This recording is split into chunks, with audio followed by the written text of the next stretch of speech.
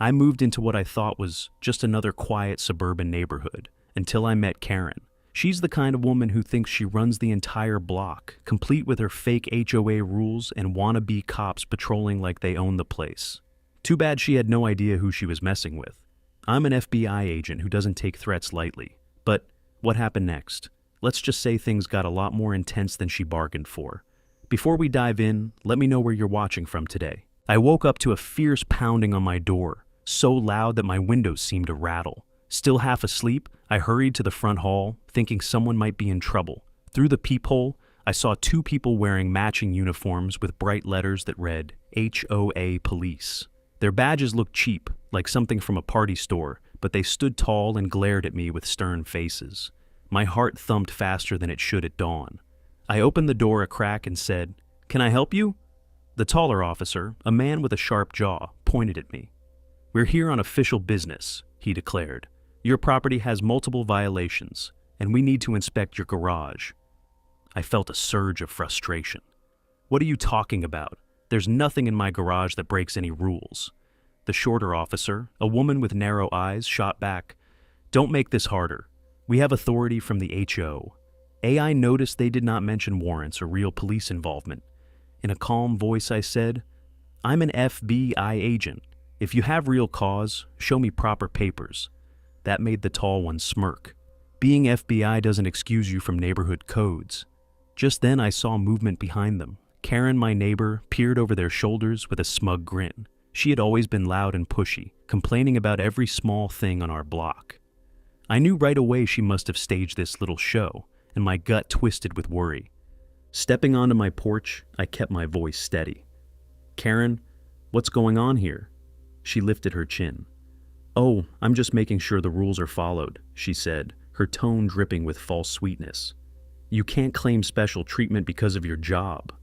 The fake officers nodded. "We have reports of strange activity in your garage," said the woman officer. I let out a tense laugh. "Strange activity? Like what?" Karen shrugged. "I heard noises late at night. Could be anything. You might be storing hazardous materials, or maybe you're plotting something." My jaw tightened. "That's nonsense, and you know it. If there's a real problem, I'll cooperate, but this is harassment." The tall officer pulled out a piece of paper that looked like a typed form. There was no seal, no signature, just words that said I was under investigation by the HOA police. I tried to stay calm. "That's not an official document. You two have no right to barge in." Karen let out a dramatic sigh. "You sure you want to argue? I can add your refusal to the list of violations." I glared at her. "Since when does the HOA send out its own police force? I've lived here long enough to know we only have volunteers who check on yards and paint colors." The shorter officer flashed a plastic-looking badge in my face. "We have new powers now. Step aside." I shook my head. "Number. Unless you come back with real law enforcement and a valid warrant, you're not entering my home." The man took a step forward. "Don't test us." I felt my anger spike, but I forced it down. As an FBI agent, I knew better than to start a physical argument on my porch. Instead, I crossed my arms. "If you try to come in here, you'll be the ones facing charges." Karen smirked again. "You can't threaten us. Everybody on this street knows you think you're above the rules." Suddenly, my phone buzzed in my pocket. Glancing at the screen, I saw my boss's name flashing. My stomach tightened. I had never gotten a call from him so early. "One moment," I told the fake officers, stepping back into my entryway. The tall man shouted after me, "We're not done here." Ignoring him, I answered the call. My boss's voice sounded strained. "Get to the office right now. We have a problem." My heart sank. "Is this about some complaint against me?" There was a pause, then he said, "I'll explain in person." I hung up and walked back to the door. The two fake cops were still there, with Karen towering behind them like she owned the place. "I have to go," I said. "I'll deal with this later." The woman officer shook her head. "If you leave, we'll mark you as uncooperative." Karen stepped closer, her gaze cold. "You want your neighbors to see you run away?" I sighed. "Karen, this is ridiculous. You know you can't arrest me." She tilted her head. "I'm not arresting you. They are, and I'm not stopping them." The male officer raised a pair of plastic zip ties, as if he planned to cuff me. I had to remind myself to keep my cool. "Put those down," I said. Impersonating a law officer is a crime. You know that, right? The woman officer grabbed her radio, but I doubted it actually connected to any real dispatch. Karen clucked her tongue. You might want to listen. They have the power to write you up. My jaw clenched. A fake citation means nothing. The tall man waved the zip ties in my face. You want to find out if these are fake too?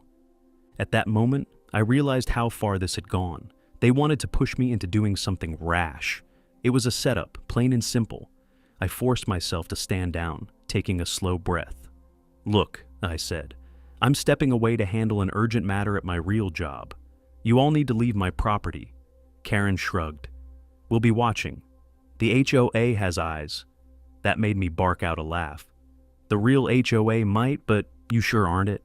The male officer pressed his lips into a thin line. We'll give you one last warning. Then he glanced at Karen, who nodded. If you don't cooperate, we'll recommend disciplinary action. I glared at them. Recommend it to whoever you want. Now get off my porch. They backed away, but not before the woman snapped a photo of me with her phone. Karen gave me a mocking smile. Smile for the records. My stomach churned. I waited for them to step off my lawn, then slammed the door. My phone buzzed again. Another message from my boss. Hurry! My whole body felt tight, like a spring about to snap. This was exactly what I didn't need, especially if something serious was happening at the bureau. Yet these phony officers had thrown my morning into chaos, and Karen's grin still lingered in my mind. It took me 10 minutes to calm down before I finally grabbed my keys and headed out. The fake cruiser was parked at the end of the street, its lights off. I noticed Karen's car was gone, which meant she might be prowling around elsewhere, possibly telling neighbors a twisted version of the story. I drove away trying to steady my breathing. My boss's tone on the phone had sounded dire, and that rattled me even more than Karen's antics. As I pulled onto the main road, I caught myself checking the mirror again and again, half expecting that HOA police car to follow me, but there was no sign of them. Still, I felt trapped between two nightmares, the phony cops who wanted to corner me at home, and something big looming at work. I reached the FBI field office and headed inside. My boss stood in the hallway, looking stiff and anxious. You took your sweet time, he snapped, then waved me into his office. I shut the door behind us, my heart in my throat. He demanded to know why local authorities were complaining about my threatening behavior. I explained the situation, emphasizing how those officers had no real badges and that Karen was behind it. He stared at me for a long moment. Well, we have a problem, he said. Higher-ups have flagged this. There's talk of misconduct, and I can't protect you if it escalates. My stomach dropped. But I'm innocent, I insisted. Someone's framing me, or at least trying to push me out. He rubbed his eyes. I don't care if they're real cops or not. There's paperwork claiming you resisted a lawful inspection. It's all nonsense, but it's on my desk now. I felt a flush of anger rising up my neck. Karen must have sent it. She's got some crazy plan. He let out a slow sigh. Like I said, I can't do much if official complaints keep coming. Keep your cool. Prove they're fake. Otherwise, you'll be dealing with an internal review. Panic flared, but I nodded, knowing there was no quick fix. As I left his office, my phone buzzed again. This time, it was a text from a blocked number. Better watch your step. We know who you are. I nearly crushed my phone in my hand. These people were trying to destroy my life, and now they had found a way to make it look official. I trudged through the day, haunted by the morning's clash and the sinking feeling that Karen had taken her petty rules to a sick new level.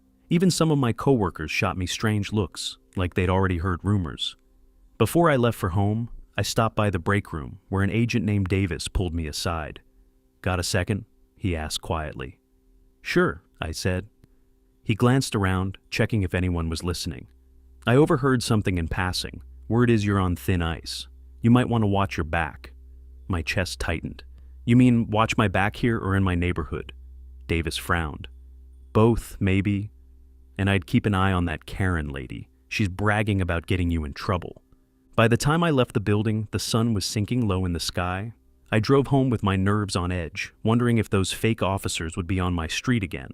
When I turned onto my block, sure enough, I saw a strange SUV parked near my house. Its tinted windows made me shiver.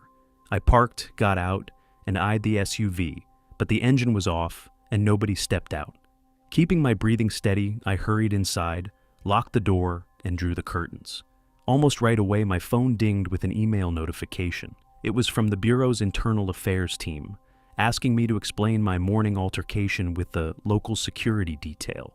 I dropped onto my sofa in a daze.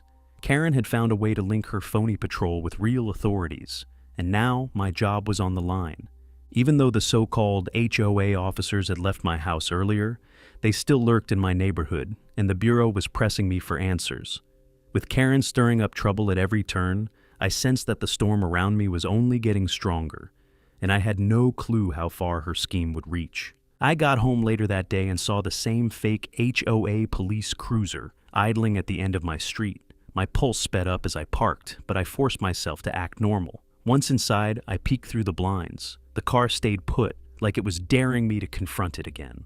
I checked my messages, hoping for a response from the real HOA or some sign that Karen's hoax was collapsing. Instead, I found nothing but a bounced email and a threatening voicemail. The muffled voice warned, "We know you're digging. Back off, or this gets worse." That single line told me Karen wasn't alone in this plan. The next day, I tried calling the official HOA number listed on an old newsletter, but my call went straight to a recorded message about technical difficulties. Frustrated, I fired off an email titled "Urgent, Possible Impersonation," only to have it bounce back as undeliverable. I even checked the neighborhood website. It showed out-of-date information and no mention of any new security measures. It felt like Karen had shut down every communication channel, leaving me with no official recourse. I decided to reach out to a local police contact named Alvarez, a no-nonsense officer who sometimes traded intel with the Bureau. Over the phone, I summarized the situation: fake badges, bogus citations, and a neighbor leading the charge. Alvarez sounded skeptical, but promised to investigate the license plate of the so-called HOA vehicle. "If it belongs to a private security firm," he said, "they can't legally act as law enforcement." As I waited for Alvarez's callback, the tension in my own block kept rising. Neighbors I'd barely spoken to before now whispered behind their fences, eyeing me like I was the villain. One morning, Tamara, one of the few people who still talked to me, knocked on my door, looking pale and frantic. "They left this on my porch," she said, holding up a notice demanding a fine for unapproved paint colors. I skimmed the text and recognized the same phony language they'd aimed at me, warning about forced eviction if she didn't pay. She looked ready to cry. I called the HOA for help, but the line was dead. Is Karen even allowed to do this? My anger flared. "No, this is a scam," I said, wishing I had a solution. "Don't pay them. I'll figure this out." But she only shrugged, fear in her eyes. I can't risk losing my home. If nobody's stopping them, then maybe it's real. Meanwhile, work at the FBI became a minefield. My boss called me in for an update, his voice tight with frustration. "I'm getting more reports of your conflicts with local authorities," he said, tapping a folder on his desk. "Care to explain?" I did my best to detail Karen's phony cops and show him the worthless citations they had slapped me with, but he frowned and shrugged. "If they claim to be private security, I can't make all this vanish. Higher-ups are asking questions, and they're not pleased." That left me feeling cornered. Even if the so-called HOA police were fakes, the noise they made was echoing at the Bureau. I couldn't afford more trouble. Every day I worried about an email or phone call telling me I was officially under investigation.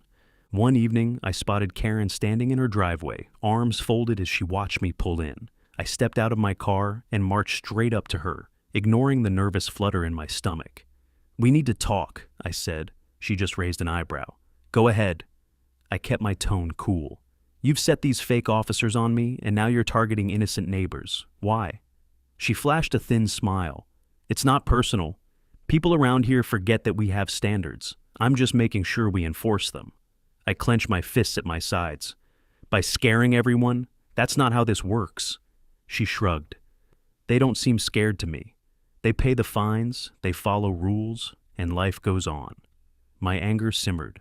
"What's your end game?" She tilted her head, as though confused by my question. "End game? I'm just cleaning up the neighborhood. You're the one refusing to cooperate." Before I could respond, one of the faux cops strode over, giving me a stern look. "Move along," he ordered. "We have business with Ms. Karen." My jaw tightened. "You have no legal authority here." He lifted a flimsy badge and smirked. "We're all the authority we need." Rather than argue, I stepped back, not wanting to give them another excuse to file a complaint. Karen shot me a final, smug glance before they walked off together, leaving me fuming in the street. That night, I tried to calm down by reviewing old HOA documents from my filing cabinet. I found a reference to a once-proposed security program that never got approved. Karen's name was listed as a main advocate. The plan had been tabled when residents decided they didn't want a military-style presence in the neighborhood. Now, it seemed she'd created her own version, using any means necessary. A deep chill ran down my spine. If she could hijack an entire community, maybe she had friends in high places too. Friends who could make real trouble for me at the FBI. A few days later, Alvarez finally called back. "That plate belongs to a private security outfit, but I can't find any license contract with your HOA," he said, sounding more certain now. "They're acting without approval." I let out a breath I'd been holding. "This is proof they're not real cops," I said, relief mixing with anger. "But how do I tie it to Karen?" He hesitated. "I can't dig deeper unless there's an official complaint on file, and so far, there isn't." My frustration boiled over. "This is an official complaint. I'm telling you, they threatened me on my property." Alvarez sighed. "I believe you, but I need statements from other neighbors who will back you up. Otherwise, it's your word against theirs." I realized then how carefully Karen had cultivated fear. No one wanted to stand against her, especially if they risked facing these pseudo-cops. That meant I was on my own unless I could build a solid case. Meanwhile, the Bureau grew more impatient. A supervisor from Internal Affairs summoned me to a brief meeting. She asked pointed questions about my aggressive behavior with local authorities, referencing a typed report full of half-truths. I stated my side of the story, but she simply tapped her pen on the folder and said, "We're reviewing all angles." My chest felt tight as I left her office. Even if I was telling the truth, the repeated complaints made me look like a liability. Karen was winning this round, using her phony goons and fake citations to undermine my credibility. My only solace was that Tamara still believed me, though she was too afraid to speak up in a formal way. Just when I thought things couldn't get worse, I found an envelope taped to my front door. It bore a counterfeit HOA seal, and inside was a notice claiming I'd violated Community Ordinance 301. The penalty? A hefty fine. Or further corrective measures. My patience snapped. I slammed the envelope on my kitchen table and called Karen's number, leaving a furious voicemail demanding she stop her harassment. An hour later, my phone buzzed. The number was blocked. "Don't threaten Karen again," a voice hissed. "We know your boss, and we can make your life difficult." The line went dead before I could speak. Rage coiled in my gut as I realized these people were well connected, or at least wanted me to believe they were. Late that night, I peered out my window at the quiet street. Porch lights glimmered, and a breeze rustled across neatly trimmed lawns. If anyone glanced over, they'd see a picture-perfect suburb, but I felt trapped in a twisted game, with Karen pulling the strings. I was no closer to proving her scam, and the clock was ticking on my FBI career. My phone chimed with an email from a colleague. "Heads up, internal review might launch soon. Rumors are swirling." Great. Another storm on the horizon, and I was still stuck battling a neighbor who'd found a frightening way to seize power. As I shut off my lights, I couldn't help but wonder what Karen's next move would be, and whether I'd stand any chance once she made it. Even though I'd discovered the private security link, I still had no solid proof tying Karen to the scheme or clearing my name at the FBI. My only lead was the plate number Alvarez traced. But without neighbors brave enough to step forward, I stood on shaky ground, and Karen was ready to push me over the edge. Tension clung to my every move, and the stress of being under scrutiny at the FBI only intensified my fear of Karen's next strike. Whenever I stepped outside, I felt eyes on me, sometimes from neighbors who'd turned suspicious, sometimes from that unmarked car lurking at the corner. Late one afternoon, I headed out to buy groceries, hoping a quick errand would clear my head. As I pulled out of my driveway, I noticed a figure behind Karen's hedge, possibly keeping watch. The realization that my own neighborhood had become enemy territory made my stomach knot. Halfway to the store, my phone buzzed with an unknown caller. I hesitated, then answered. A gravelly voice said, "Stop digging, or else." Before I could respond, the line went dead, leaving me with an uneasy chill in my chest. After the grocery run, I got home to find a crumpled flyer jammed under my wiper. It read, HOA Police, Volunteers Needed, listing a meeting date and Karen's address. So, she was recruiting more help now, luring neighbors into her web of phony authority. The bottom of the page mentioned a membership fee to cover uniform costs. I shuddered at how blatant it was. If even a handful of people fell for her pitch, she'd have an entire squad of bully enforcers roaming the block. I snapped a photo of the flyer for evidence, then tore it up, not wanting it to float around my yard. As I walked up my steps, I noticed the blinds in Karen's window move slightly. She was probably watching me, but I didn't care. I shut my front door and bolted it tight. Inside, I spread my scattered notes on the dining table, trying to build a timeline of her takeover. There were dozens of warnings, fines, and bogus citations. Some were directed at me. Others Tamara had shared.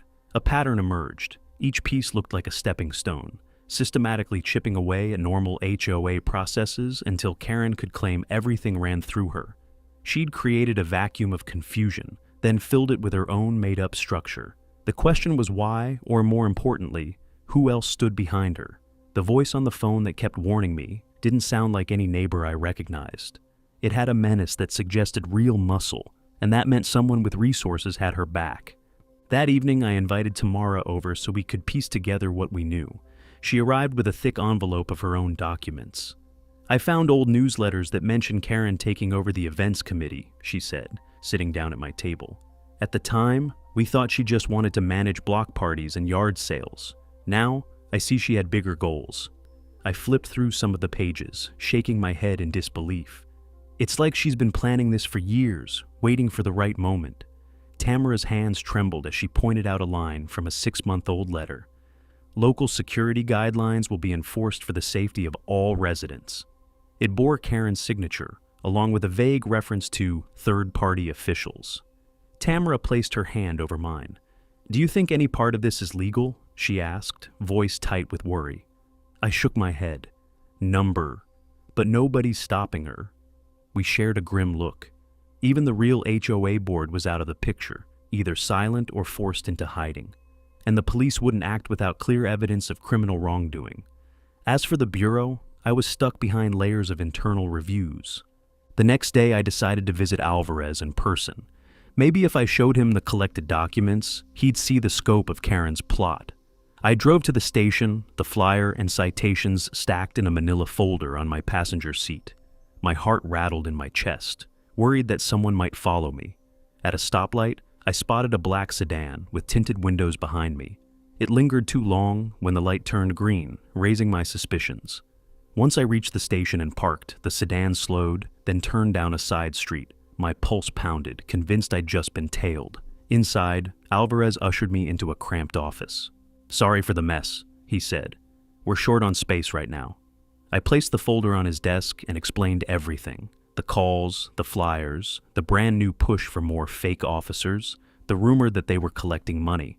He glanced through the pages, whistling under his breath. "This is bigger than I thought. But how do we pin it on Karen?" I leaned in. "We have her name on multiple documents, plus neighbors who can testify.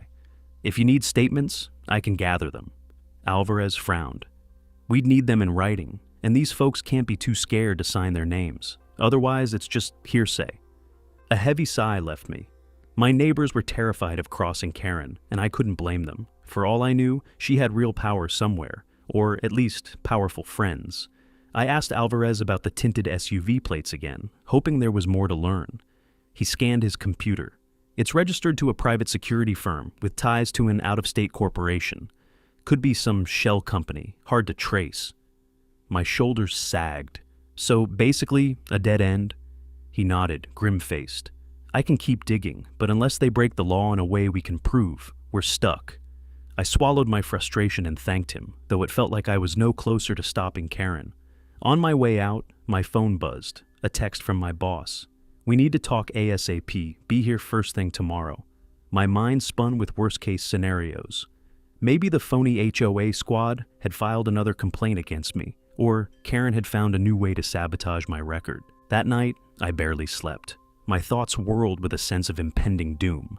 sure that Karen would strike again in some unexpected way. Around 2 in the morning, I jolted upright to the sound of a car door slamming outside. I crept to the window and peeked out. A figure stood by the curb, looking at my house. For a heartbeat, I worried it was Karen, but the silhouette seemed different, taller and bulkier. After a moment, they climbed back into a vehicle and drove off, leaving me rattled and wide awake. The next morning, I dragged myself to the bureau, bracing for whatever my boss had to say. He was waiting by his office door, arms folded. "This is bad," he muttered, ushering me inside. I sat down, my gut tight. "I've got a dozen complaint forms in front of me," he said, dropping a file onto his desk. "All from your neighborhood, all accusing you of misconduct, threats, even property damage." My mouth went dry. "Property damage?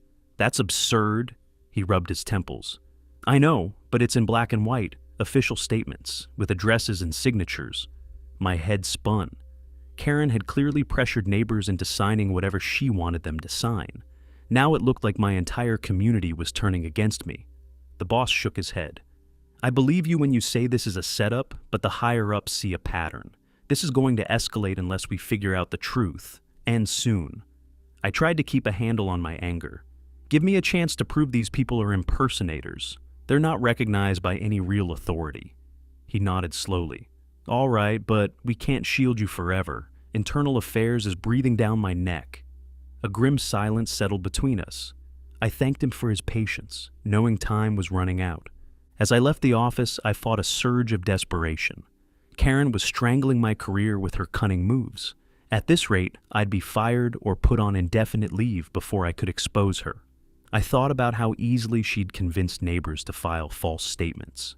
Fear, bribes, intimidation, whatever methods she used, they worked, and I was the lone target.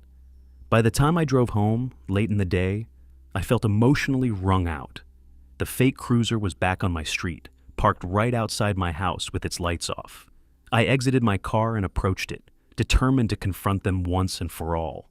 A figure rolled down the window just an inch, and a harsh voice snarled, "Back off, or you'll regret it." My heart hammered. The threat was clear, but so was my resolve. Karen's twisted empire of fear had to be dismantled, and I couldn't let her win. My job teetered on the edge, and my neighborhood had turned hostile, but I still needed proof that Karen was the puppet master behind these bogus enforcers. The stakes couldn't be higher, and I knew I was heading straight into a confrontation that might cost me everything. I drove to the FBI headquarters with my pulse hammering, bracing for the worst. My boss had told me about an official inquiry into my so-called misconduct, and I was already running on fumes. Weeks of harassment, false reports, and tension with Karen's phony patrol had left me exhausted and jittery. As I walked into the large, echoing lobby, I noticed people giving me wary looks. News of my troubles had spread, and it felt like I was wearing a giant target. A tight knot formed in my chest. I tried to steady my breathing and remind myself that the truth was on my side. When I reached the conference room, an agent I barely knew opened the door and led me inside. At the long table sat a panel of higher-ups, each wearing a stern expression. My boss stood near the back, arms folded, looking grim. An older agent cleared his throat. "We're here to discuss the numerous complaints against you. They involve alleged threats to neighborhood authorities and repeated refusals to obey local laws." My heart pounded. "Those authorities are fakes," I said, fighting to keep my voice calm. "Their badges aren't real, and the HOA never approved them." One of the panelists, a steely-eyed woman, lifted a thick file. "We have statements from at least 10 neighbors claiming otherwise. They say you bullied them." My blood boiled. "I have documents proving this is a setup. The so-called HOA police belong to a private security firm with no legal standing." The panel exchanged glances, but their expressions stayed guarded. Suddenly, the door swung open, and in walked Karen. She wore a suit, not her usual casual clothes, and carried a sleek briefcase. My mouth fell open in shock. "What is she doing here?" I blurted, my voice raw with disbelief. One of the agents cleared his throat. "Ms. Garrett has submitted evidence on behalf of the local enforcement group." My mind spun. So Karen was invited to testify against me in an official FBI inquiry. She stepped forward, calm and collected. "Good morning," she said, sounding far too polished. "I represent the interests of our community. I'd like to correct a few misunderstandings. My boss shot me a stunned look. He hadn't warned me Karen might appear. For a moment, I couldn't speak. Karen opened her briefcase and produced a neat folder. These files include reports from the neighborhood watch, she explained, laying them on the table. They show repeated noise complaints, suspicious activity, and even a few alleged break-ins linked to this agent's address. I bristled. "That's a lie!" I snapped, but she continued without missing a beat. We asked him many times to cooperate with our volunteer police program, yet he refused, claiming we lacked authority. She let out a delicate sigh. "We only wanted to keep our streets safe." I stared at the panel, struggling to keep my voice level. Karen is not telling the truth. She started this scheme months ago, scaring neighbors into supporting her. She's using false citations to squeeze money out of them. I've even seen the fake forms. The steely-eyed woman on the panel raised a brow. "Do you have these forms with you?" My heart dropped. "Not physically, but I emailed them to—" Karen shook her head, feigning disappointment. "I'm afraid we have no record of that. Perhaps the agent is confused." My anger surged. She was better prepared than I expected, weaving a story that painted me as a rogue agent. Then came the twist that made my jaw drop. The older agent turned to Karen and said, "Before we proceed, we should disclose your family connection." Karen gave a curt nod. "Yes, of course." She glanced at me with a pitying smile. "My uncle is the deputy director of this bureau. I tried to handle this matter quietly, but when your behavior escalated, I had no choice but to bring it to his attention." My stomach lurched. The deputy director was near the top of our chain of command. If he was her uncle, that explained everything. How she shut down the real HOA's lines, how my neighbors felt powerless, and how she'd managed to file official complaints that reached my supervisors so fast. One panelist cleared his throat. "Given Ms. Garrett's connection, we must ensure impartiality, but these claims are serious. Agent, can you provide concrete proof of criminal activity?" My voice wavered. "I have records showing the security firm is unlicensed and neighbors who've told me they're being extorted, but they're too scared to come forward." Karen pressed her lips together. "My family and I care deeply about law and order. We only encourage people to keep our streets safe." Every word dripped with insincerity. My vision swam, realizing she had deeper roots in the agency itself. I stood alone, cornered by her well-placed influence. The meeting ended with a promise that Internal Affairs would launch a formal investigation, not just of me, but also of any possible wrongdoing in Karen's group. Yet I walked away feeling like I'd lost ground. Karen beamed at me on her way out, murmuring, "Better watch your step." I clenched my jaw, resisting the urge to shout in front of my superiors. My boss jogged after me in the hallway. "I had no idea she was related to the deputy director," he muttered. "This puts us in a tight spot. You're not off the hook."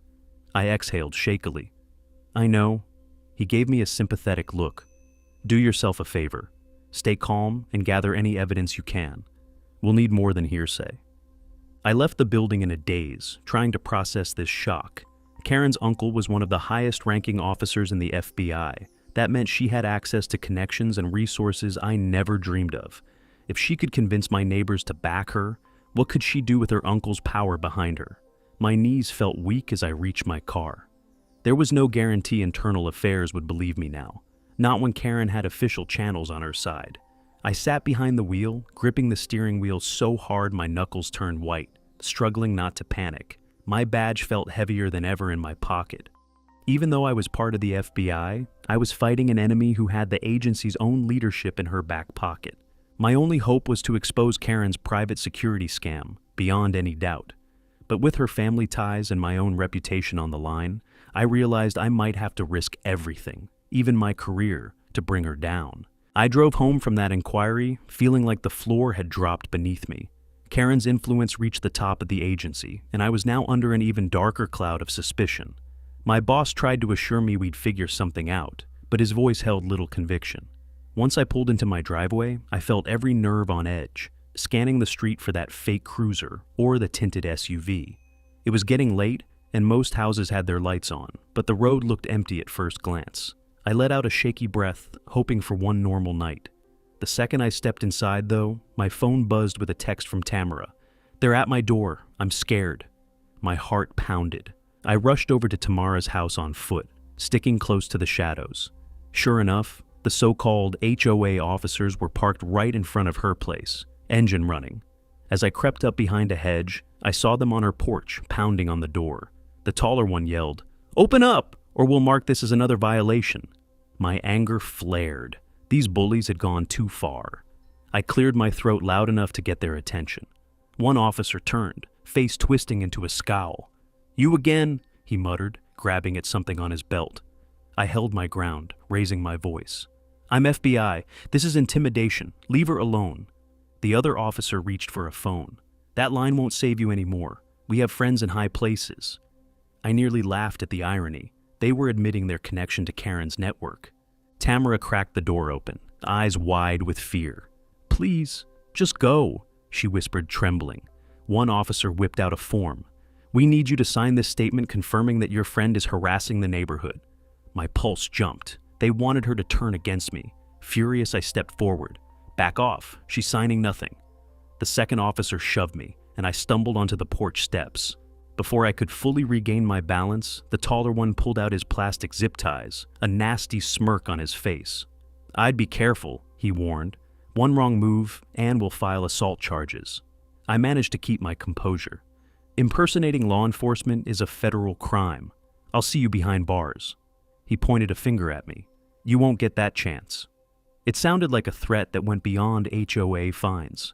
Suddenly, a voice behind us said, "What's going on here?" I turned to see Alvarez, the local cop I'd contacted before. He must have been off duty and checking on the area. Relief swept over me as he approached, badge out. The fake officer stiffened, clearly unsure how to play it. Alvarez surveyed the scene. "Ma'am," he addressed Tamara, "are these men trespassing?" She nodded quickly, eyes brimming with tears. "Yes, they won't leave." Alvarez nodded at me. "I got your text about suspicious activity, but it took me a while to swing by." He faced the officers. "Show me some identification." The taller one flashed his phony badge, but Alvarez didn't even blink. "That's not official," he said.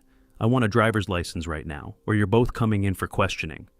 The officers glanced at each other, then one stammered, "We have the right to be here, authorized by the HOA." Alvarez crossed his arms. "You don't have the right to threaten a homeowner who's telling you to leave. This is private property. Now, step away from the door." He radioed in a request for backup, which made them turn pale. The taller man sneered at me one last time before they hurried to their cruiser. Alvarez and I followed them out, but they drove off before we could stop them. He caught their plate number and muttered, "We'll see what we can do, but you know how tricky this might get." Tamara was shaking as she thanked Alvarez. After he left to file a report, I helped her back inside, where she sank onto her couch. "They want me to blame you for everything," she whispered, voice tight with panic. "They said if I didn't sign, they'd take me to court for not following HOA regulations." I tried to steady her. "It's a bluff. Their paperwork has no legal backing. We'll prove it." Even as I said it, I felt the sting of doubt. Karen's circle had already managed to worm their way into an FBI inquiry and coerce half the neighborhood. Nothing was off limits for them. I stayed with Tamara a while, talking through possible next steps. She agreed to give a formal statement to Alvarez about the harassment, which might be the breakthrough we needed. By the time I headed home, night had fully settled in. Crickets chirped and porch lights glowed up and down the street, but a sense of unease wrapped around me. My phone buzzed again, this time a text from a number I didn't recognize. "You're out of time. Cooperate or lose everything." My chest tightened. They were doubling down now, growing bolder after the near confrontation. I slipped inside my house, locked the door, and sank onto the couch. I had no illusions left.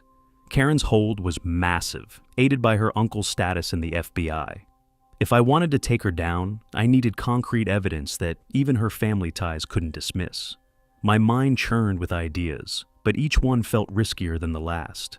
At some point, I drifted off, haunted by thoughts of job suspension or worse. The next morning, I found a slip of paper stuffed in my mailbox. "Meeting tonight at the community center. Be there," it read, with no signature. Part of me thought it was another one of Karen's traps. Still, curiosity and desperation prodded me.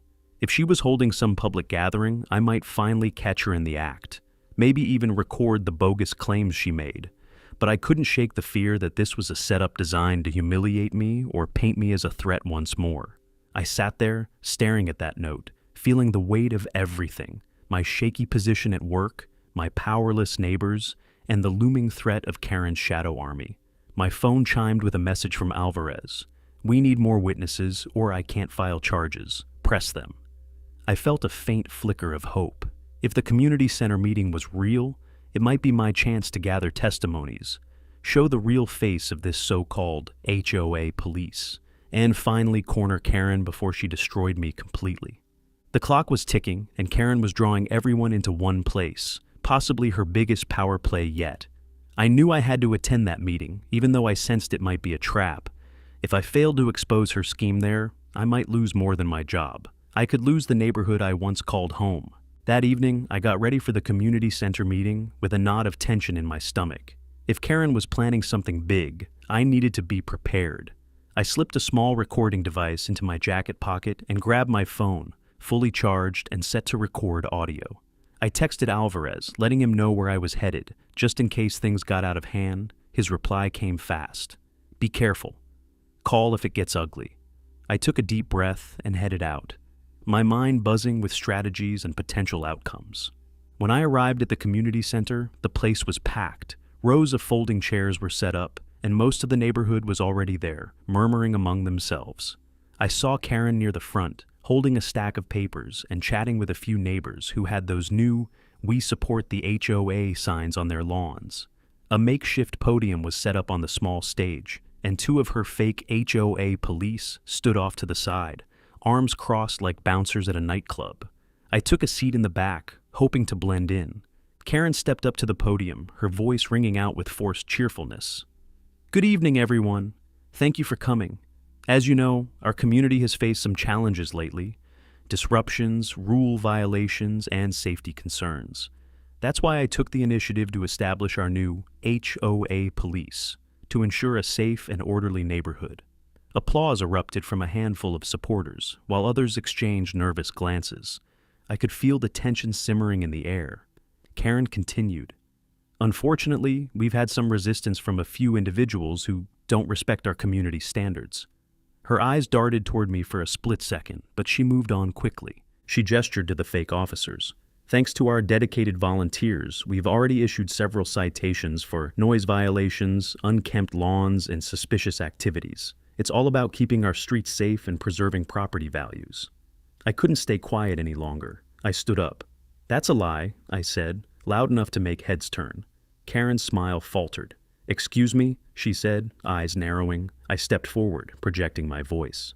"Your so-called HOA police are not legitimate.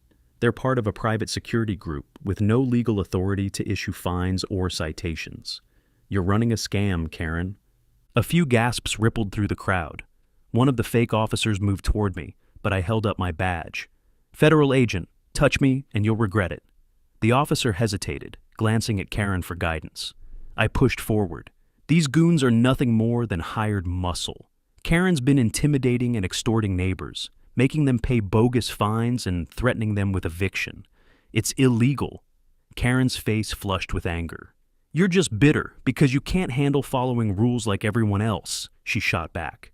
I pulled out my phone, where I'd saved screenshots of Alvarez's findings. "This is proof that your HOA police are unlicensed and unauthorized. The security company they work for has no contract with our community." The room buzzed with murmurs and worried whispers. One man stood up, looking shaken.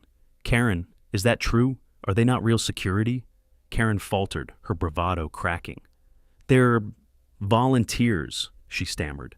I seized the moment. "Volunteers don't have the right to detain people or issue fines, and you've been making up infractions to squeeze money out of your own neighbors." I pointed to a pile of papers on the table next to her. "Let's see those citations. I bet they're all as fake as your authority." People started moving forward, eager to see the documents. Karen's hands shook as she tried to pull them away. One of the neighbors snatched a citation from the stack and held it up. "This doesn't look right at all. There's no official seal, no signature." Karen's face went pale, and she grabbed at the paper. "That's confidential," she snapped. But the damage was done. More people were coming up, demanding answers.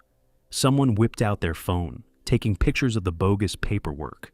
The tension hit a breaking point when one of the fake officers backed away, muttering, I didn't sign up for this, before bolting out the door. Alvarez suddenly appeared at the entrance, his uniform crisp and his expression serious. "Everyone stay calm," he announced. "We're conducting an investigation into unauthorized security practices and possible extortion." Karen's face drained of color. She tried to compose herself, but it was too late. Alvarez walked up to her. "Ma'am, I need you to come with me for questioning." Karen sputtered, trying to rally her dwindling supporters. "This is harassment. I have connections. You can't do this." But nobody backed her up. Her fake authority had crumbled before everyone's eyes. Alvarez cuffed her and nodded to me. "Good work," he whispered.